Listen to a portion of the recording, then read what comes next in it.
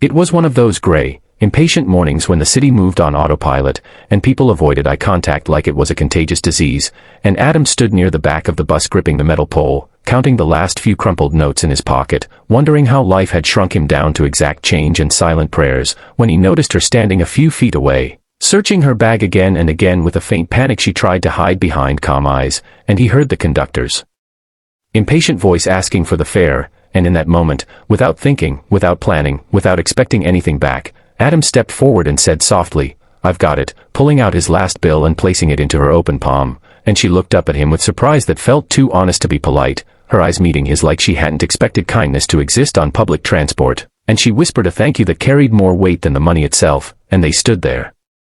in awkward silence as the bus lurched forward, the city blurring past the windows, and Adam tried not to stare while also trying not to disappear, because something about her presence felt different, grounded, alert, like she was observing the world rather than surviving it, and she finally spoke, introducing herself simply as Claire, while Adam told her his name and nothing else, because his life felt too small to explain, and they talked about ordinary things, bad traffic, missed buses, the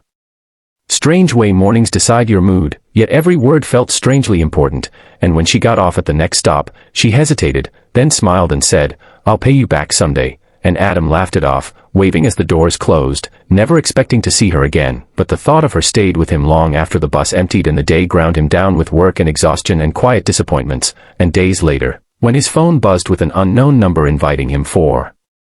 coffee to return a small debt, he almost ignored it, thinking it was a mistake, until curiosity won, and he found himself sitting across from Claire in a quiet cafe that felt far more expensive than his comfort zone, noticing how confidently she moved, how easily people greeted her, how her laughter carried certainty instead of apology, and still, she talked to him like an equal, like he mattered, and coffee turned into long walks into dinners, and Adam slowly fell, not in a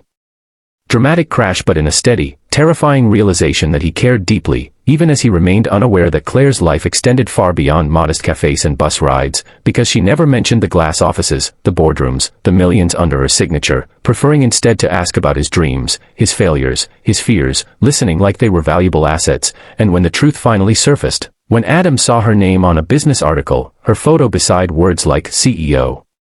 visionary, and a self-made millionaire, the ground shifted beneath him, and insecurity flooded in, making him question every smile, every shared moment, wondering if he had been a charity project all along, and when he confronted her, voice tight with doubt, Claire didn't deny it, didn't justify it, she simply said, "I wanted someone who saw me before my money," and told him that the bus moment mattered because he gave without knowing, because his kindness came without calculation, and Adam